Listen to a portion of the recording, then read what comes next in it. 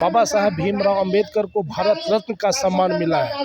बाबा साहब भीमराव अंबेडकर शिक्षा को एक स्तर तक ले जाने की बात किए थे। संघर्ष को पहले शिक्षा से जोड़ने की बात किए थे कि पहले शिक्षित हो फिर संघर्ष करो। नमस्कार, मैं हूं सोनी झा और आप देख रहे हैं न्यूज़ मिशन इंडिया। अभी हम मौजूद हैं मधुबनी जिले के अंचल कार्यालय के परिसर में और यहाँ पर आज डॉक्टर भीमराव अंबेडकर के अवसर पर यहाँ पर उनकी प्रतिमा का अनावरण किया गया है और उनकी जयंती भी बहुत धूमधाम से मनाया जा रहा है। तो यहाँ पर लोग आए हुए हैं और जो पदाधिकारी लोग हैं वो जानते हैं कि उनके जयंती के अवसर पर लोगों को क्या कुछ कहना चाहते हैं और क्या मैसेज देना चाहते हैं। भीमराव अंबेडकर जिन्हें बाबा साहब भी कहा जाता है, उनके जयंती के अवसर पर यहाँ रहिका प्रखंड सह अंचल कार्यालय में उनकी मूर्ति का अनावरण किया गया है। तो इस पर आप क्या कहना चाहेंगे? ये अच्छी शुरुआत है। बाबा साहब भीमराव अंबेडकर किसी जगह, किसी जाति, किसी धर्म के नहीं हैं। वो संविधान, भारतीय संविधान के निर्माता है और भारतीय संविधान में दबो कुचलो, चाहे वो किसी भी वर्ग के हो, किसी भी जात के हो, के बारे में जो उनका बौद्धिक स्थिति को सुधार के लिए जो उन्होंने लिखा है, उसको मौलिक अधिकार में भारत के, हिंदुस्तान के जनता के लिए जो उन्होंने लिखा है, उसको ताज़ा करने के लिए ये कार्यक्रम और मूर्ति का स्थापना और ये समारोह सराहनीय है। हम धन्यवाद देते हैं निजी तौर पे भी प्रखंड प्रशासन के और यहाँ के कर्मियों और विभिन्न स्तर के पंचायत के प्रतिनिधियों का। सवाल ये है कि लेकिन उनको जात में नहीं बांटा जाए। बाबा साहब भीमराव अंबेडकर को भारत रत्न का सम्मान मिला है। बाबा साहब भीमराव अंबेडकर शिक्षा को एक स्तर तक ले जाने की बात किए थे। संघर्ष को पहले शिक्षा से जोड़ने की बात किए थे कि पहले शिक्षित हो फिर संघर्ष करो। उनका एक ही स्लोगन था कि पहले शिक्षित होना फिर संघर्ष करना और उसके बाद जो समाज का एक नया रास्ता विकास बनेगा, उससे समाज आगे बढ़ेगा। और हमको उन्हीं के इस लाइन के साथ संकल्पित होकर बाबा साहब को श्रद्धांजलि देना चाहिए और अपने आप को संकल्पित करना चाहिए, तभी समाज का विकास हो पाएगा। यही मेरा मानना है। और आज के दिन आप लोगों को क्या संदेश देना चाहते हैं? हम संदेश देना चाहते हैं कि जाति धर्म से ऊपर उठकर भारतीय संविधान के एक एक धारा, एक एक अनुच्छेद को मानते हुए आज हमको संकल्पित होकर समाज के उत्थान के लिए, देश के उत्थान के लिए, राजनीतिक विकास के लिए, जो राजनीति जात में बढ़ चुका है, जो राजनीति धन के बदौलत प्रभावित किया जा रहा है, उससे हम तभी दूर हो सकते हैं जब तक समाज का एक एक बच्चा शिक्षित नहीं हो जाएगा और बाबा साहब के मूल भावना से वो जानकारी वो नहीं प्राप्त कर सकते हैं। तो जानकारी प्राप्त करने के लिए बाबा साहब के संविधान में जो अनुच्छेद में विभिन्न धाराओं में जो दर्ज है मौलिक अधिकार का, उसके बारे में ज्ञान प्राप्त करके ही हम उनको श्रद्धांजलि दे सकते हैं और वर्तमान राजनीतिक जो परिस्थिति है उससे हम ऊपर उठकर अपने समाज, अपने राज्य और अपने देश का विकास कर सकते हैं। मैं मिथिलेश झा, जिला मंत्री, भारतीय communist party Madhubani.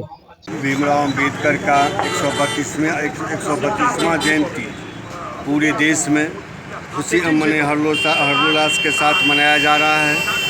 All India forward block जिला कमेटी की तरफ से भी हर मधुबनी जिला के हर प्रखंड में यह कार्यक्रम करने का फैसला लिया गया है। इसी कड़ी में आज हमको इस बात का खुशी हो रहा है कि 2018 में जिस स्मारक का, भीमराव अंबेडकर स्मारक का शिलान्यास हम और चारों, जैसे अभी वर्तमान में जिला महासचिव अनिल सिंह हैं और उस समय में वर्तमान में उस समय के तत्कालीन पूर्व जिला पार्षद पिंकी सिंह और पूर्व प्रमुख उषा देवी, ये चारों संयुक्त रूप से हम लोग स्मारक का शिलान्यास किए थे। आज इसका उद्घाटन हो रहा है। यह इस बात का हमको खुशी है जो भारत के संविधान के शिल्पकार भारत रत्न भीमराव अंबेडकर जो गरीबों को जो हक दिया, किसी जात के लिए नहीं, किसी जात को जात विवाद में नहीं, किसी जात के लिए स्पेशल कोटा नहीं था। आज उस जो गरीब था, शोषित था, पीड़ित था, उसके गरीबों को हक, अच्छा किसी जात का हो, अगर शोषित है, पीड़ित है, उसके हक के अधिकार के लिए बाबा भीमराव अंबेडकर ने भारत के संविधान में जो दर्ज किया, आज पूरा देश, पूरे दुनिया उसका तारीफ कर रहा है। ऑल इंडिया फॉरवर्ड ब्लॉक राज्य कमेटी सदस्य प्रेम कुमार झा। हमें इसके संवर्धन, प्रतिमा के संवर्धन के संदर्भ में नहीं कह रहा हूँ मैं, बाबा साहब का जो विचार है उस विचारों की प्रासंगिकता को हमें बनाए रखना है, क्योंकि वर्तमान समय में प्रभात भैया ने बताया है, सही बात बताया। और बाबा साहब जो कहे थे कि शिक्षित बनो, संगठित रहो और संघर्ष करो, ये ताकत उनको कहाँ से मिली? ये सिर्फ और सिर्फ शिक्षा से मिली। लेकिन वर्तमान समय में हम सबों को सचेत रहने की भी ज़रूरत है, क्योंकि विचारों का जो प्रभाव है और विचारों का अपने अनुसार से मॉडिफिकेशन लोग कर रहे हैं। मैं सामान्य तौर पे देख रहा हूँ, कोई इस बात को, मेरी बातों को बुरा ना मानेंगे, क्योंकि आजकल बाबा साहब के विचारों को कास्ट ऑफ फेम में अलग अलग लोग, अलग अलग सोसाइटी, अलग अलग लोग उसको अपनी हिसाब से मोल्ड कर रहे हैं। ऐसा है नहीं। वस्तुतः हमें बाबा साहब के बारे में पढ़ने की ज़रूरत है, क्योंकि जब तक हम लोग पढ़ेंगे नहीं, केवल सुन करके उनके विचारों को उनके पास तक ले जाएंगे तो वही व्हाट्सएप यूनिवर्सिटी और यूट्यूब का ज्ञान हम लोगों को मिलते रहेगा। इसीलिए हम लोग बाबा साहब के लिखे हुए पुस्तकें को पढ़ें, उनके बारे में अनेक अनेक डिफरेंट आइडियोलॉजी के जो विद्वान हुए हैं, अनेक अनेक विधाओं से लिटरेचर के जो स्कॉलर हुए हैं, जो रिटायर्ड IAS IPS अलग अलग पदाधिकारी वर्ग हैं, उनसे बात करें, उनसे जानें, तब आपको सही दिशा मिलने का कोशिश मिलेगा।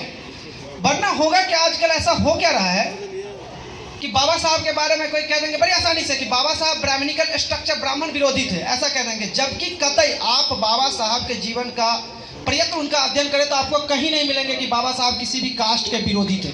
ये मैं दावे के साथ कह रहा हूँ। कोई कह देंगे बाबा साहब वंचितों के हितैषी थे।